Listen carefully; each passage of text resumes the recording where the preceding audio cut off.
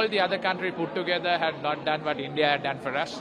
3.9 billion worth of US dollar worth of credit line had given us a lifeline. हम देख रहे हैं कि IMF ने हमसे शर्तें मनवा ली हैं। डॉलर 285 का हो चुका है। स्टेट बैंक ने शरह सूद 17% से बढ़ाकर 20% कर दिया, लेकिन कर्जे की किस्त मिलने का कोई इम्कान नजर नहीं आ रहा है। India is the greatest partner of our recovery and stabilization.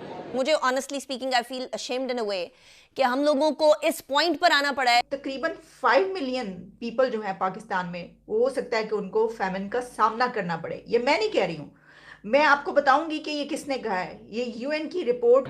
We have fought together, so we are very very grateful for India. सारा वेस्ट इंडिया के पीछे खड़ा हुआ है और इंडिया इस वक्त आप देखिएगा ग्लोबल साउथ का चैंपियन बन के बाहर निकलेगा। हर मुल्क की बात होगी सिवाय पाकिस्तान में। बड़ी माजरत के साथ पाकिस्तान के ऊपर जो असल मसला इकोनॉमिकली वो इस वक्त चाइना का है, जो असल बर्डन है। जो हमारे पास $7 बिलियन, $8 बिलियन का भी हमने पेमेंट करनी है, वो चाइना की पेमेंट है, ना अमेरिका की है, ना बरतानिया की है, ना IMF की है, ना वर्ल्ड बैंक की है, ना एशियन डेवलपमेंट बैंक की है। We are in discussion with India to accept the Indian currency as a common legal currency to work with. और पिछले 3 महीने में जितने भी पैसे लगे हैं हमारे और हमें देने पड़े हैं, वो चाइना को देने पड़े हैं। चाइना ने एक पैसा भी हमें माफ नहीं किया। So we are grateful for what India had done, and we see what India is rising, and we want to rise together. जय हिंद दोस्तों, a very warm welcome to Hindustan special channel. Sri Lanka ने शुक्रवार को पिछले साल आर्थिक संकट से उबरने से उसकी मदद करने के प्रयासों के लिए भारत को धन्यवाद कहा है। श्रीलंका के विदेश मंत्री MUM अली साबरी ने कहा कि अन्य सभी देशों ने मिलकर वह नहीं किया जो भारत ने उनके देश के लिए किया।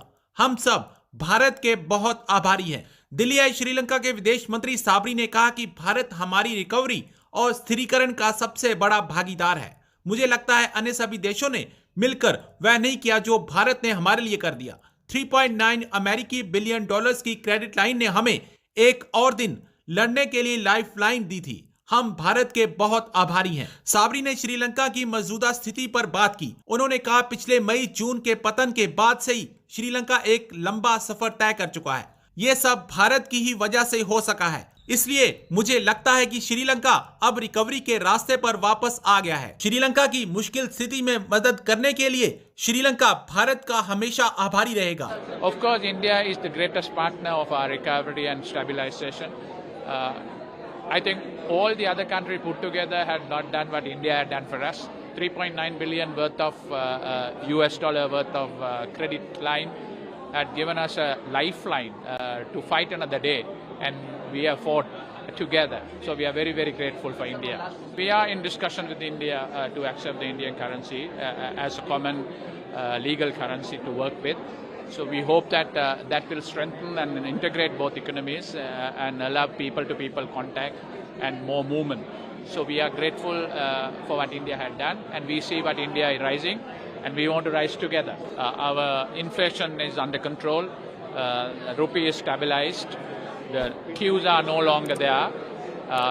Tourism had bounced back, and Sri Lankans have started to send their funds back through the normal channels, and therefore a relatively a good situation. So it is the foundation for stability, and along with that we are expecting the IMF EFF program to come through end of this month, hopefully. So with that I think we are back on track for recovery. और इसी के साथ एक चीज ये कही जा रही है कि तकरीबन 5 मिलियन पीपल जो है पाकिस्तान में, वो हो सकता है कि उनको फैमिन का सामना करना पड़े। ये मैं नहीं कह रही हूँ, मैं आपको बताऊंगी कि ये किसने कहा है। ये यूएन की रिपोर्ट को कोट करके किसी जर्नलिस्ट ने कहा, इंटरनेशनल जर्नलिस्ट ने, यानी कि ये पाकिस्तानी के जर्नलिस्ट। देखें, हम तो अगर बात कर रहे हैं तो आज भी हमारे फाइनेंस मिनिस्टर इसहाक डार साहब ये फरमा रहे हैं कि जो एंटी पाकिस्तान एलिमेंट हैं वो ये प्रोपेगेंडा कर रहे हैं कि डिफॉल्ट हो जाएगा। क्या इसहाक डार साहब, फाइनेंस मिनिस्टर साहब, अपने डिफेंस मिनिस्टर ख्वाजा आसिफ साहब को ये फरमा रहे हैं कि वो एंटी पाकिस्तान एलिमेंट है? हमारे defence minister anti Pakistan element हैं? क्योंकि ये तो जनाब आपके डिफेंस मिनिस्टर ख्वाजा आसिफ साहब ने अभी कुछ दिन पहले ही कहा है कि दिवालिया निकल चुका है, पाकिस्तान हैज बीन डिफॉल्टेड। उन्होंने खुद बोला ये, तो आप उनको कह रहे, आप पहले अपने लोगों को तो रोक लें। यानी क्या? अच्छा, मेरी एक और बात है, देखें, बहुत अच्छी बात है, मैं तो कहती हूँ बहुत ही कमाल की बात है कि अगर जो हमारे फाइनेंस मिनिस्टर हैं वो अभी भी इतनी ज़बरदस्त कोशिशें करें, और वो उनका ये कहना है, जो उन्होंने कहा बता देती हूँ कि विद इन अ वीक, एक हफ्ते के अंदर, अब वीक में होते हैं 7 डेज, ठीक है, 7 डेज में 6 डेज में आप डेट बता देते कि इसको हमारा जो है वो IMF के साथ हो जाएगा एग्रीमेंट, स्टाफ लेवल एग्रीमेंट हो जाएगा। इसकी वजह क्या बताई जा रही है? वजह यह है कि हमारा जो टॉक्स हैं वो कंक्लूड हो गई हैं और पाकिस्तान ने सारी शराइत, तमाम कंडीशंस मान ली हैं। आप इसमें ना पर ये कह रहे हैं, अभी तक ये तो होते होते होते कई महीने गुजर गए, IMF के साथ टॉक स्टार्ट हुए कितने दिन हो गए, और अभी भी आप ये कह रहे हैं। हाँ, उनकी तरफ से ये कह दिया जाता फिर तो आप ये कहते हैं, हम कहते हैं हाँ जी बिल्कुल ठीक है उनकी तरफ से, तो आप कैसे इस चीज का लाजमी स्टैंप लगा रहे हैं कि ये कंपल्सिव है ये चीज के जनाब वो जो है वो हो जाएगा? हो सकता है वो उस पर कुछ और कह दें। तो अगर एक हफ्ते के बाद भी, यानी ये जो वो दिन कह रहे हैं 5-6 दिन के बाद भी IMF ने कोई और कंडीशन कर दी या उसके बाद भी पैसे ना मिले, तो फिर आप स्टैंप समझ रहे हैं जो बात कही जा रही है। इसको तज्जिया निकाल बेचारे डरते डरते कह रहे हैं, हम भी डरते डरते इसलिए कह रहे हैं, हमें कह दिया जाएगा anti element, anti Pakistan element, फौरी तौर पर आप कह देंगे। यानी हम कोई बात खबर आई है तो खबर चलेगी नहीं क्या पूरी दुनिया में? अब मैं आपको बताती हूँ किसने ये कहा है।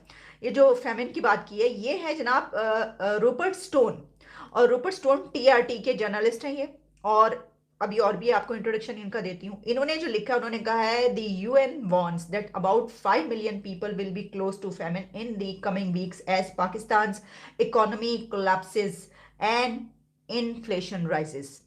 ये उनका कहना है।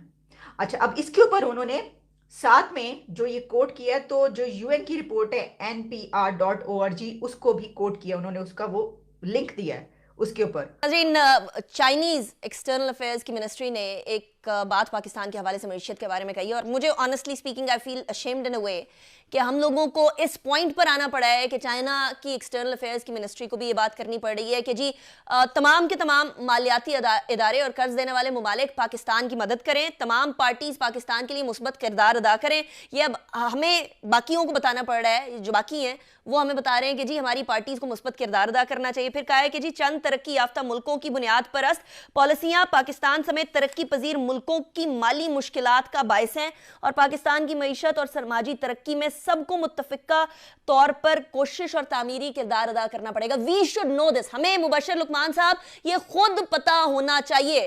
कोई बाहर का आके हमें, IMF हमें बता रहे हैं आपने अपनी इकोनॉमी कैसे सीधी करनी है, चाइना हमें बता रहे हैं कि जी आके पाकिस्तान की मदद करें, यानी किधर जा रहे हैं हम? इसहाकदार साहब 200 रुपए के ऊपर डॉलर लेकर आने लगे थे, आज 300 तक पहुंच गए।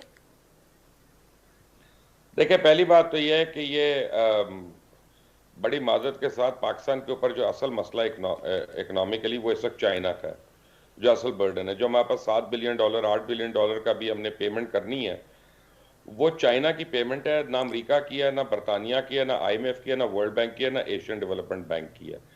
और पिछले 3 महीने में जितने भी पैसे लगे हैं हमारे और हमें देने पड़े हैं वो चाइना को देने पड़े हैं। चाइना ने एक पैसा भी हमें माफ नहीं किया।